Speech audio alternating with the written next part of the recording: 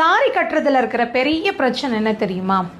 மடிப்பெல்லாம் எடுக்கணும் அப்படின்னா யாராவது நமக்கு வந்து ஹெல்ப் பண்ணாமல் இந்த சாரியை கட்டவே முடியாதுப்பா அப்படிங்கிறது தான்.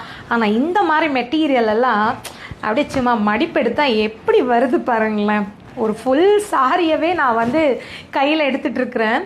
மடிப்பு வந்து எடுக்கிறதுக்கு யாரும் ஹெல்ப் பண்ண வேண்டாம், அயன் பண்ணி கட்ட வேண்டாம். அதாவது மடிப்பு எடுத்து நம்ம இந்த ப்ரீ ப்ளீட்லாம் பண்ணுறோம்ல, அதெல்லாம் இந்த மாதிரி சாரிக்கு தேவையே இல்லை. சும்மா கட்டினீங்கனாலே அப்படியே பார்க்குறதுக்கு அவ்வளோ அழகாக இருக்கும். இதோட கலர் ஆகட்டும், டிசைன் ஆகட்டும், எல்லாமே சூப்பராக இருக்குங்க. நம்ம எப்படி கட்டிட்டு நிற்கும்போது அவ்வளோ அழகாக இருக்கும். இது வந்து நம்ம ஒரு ஃபங்க்ஷனுக்கு நான் அப்படியே சும்மா வச்சு காட்டுறேன் பாருங்கள். இப்போ அப்படியே மடிப்பெடுத்து அப்படியே வச்சது தான். எவ்வளோ நல்லா இருக்குல்ல கலரு. ஏன்னா ப்ளவுஸ் எல்லாம் தைச்சி போட்டு கட்டணும் அப்படின்னா செம்மையாக இருக்கும்னு நினைக்கிறேன். என்னென்னா இந்த சம்மர் வேறு ஸ்டார்ட் ஆயிருச்சுல்ல, புடவை கட்டணும்னு நினச்சா கூட கொஞ்சம் பயமாக இருக்குது. ஐயோ எரியுமோ, ரொம்ப வேர்க்குமோ அப்படின்னு. ஆனால் இதெல்லாம் வந்து பாருங்கள் எவ்வளோ ஃப்ளெக்சிபிள். அப்படியே இப்படிங்கிறதுக்குள்ளே இந்த மடிப்பெல்லாம் எடுத்துட்டேன், சும்மா மேலே போட்டிருக்கேன் அவ்வளோதான். அதே வந்து இந்த மடிப்பு எவ்வளோ அழகாக நிற்குது.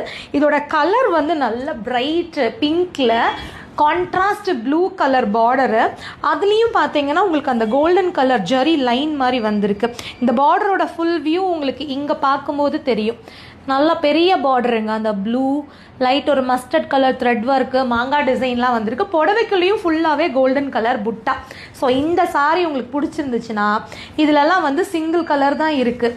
இதோட ப்ளவுஸ் வந்து இந்த ப்ளூ கலர் தான் இதோட கான்ட்ராஸ்ட் ப்ளவுஸு. தைச்சி போட்டால் யோசிச்சு பாருங்கள், சூப்பராக இருக்கும்ல. ஸோ பிடிச்சிருந்துச்சுன்னா ஒரு ஸ்க்ரீன்ஷாட் எடுத்து புக் பண்ணிக்கோங்க.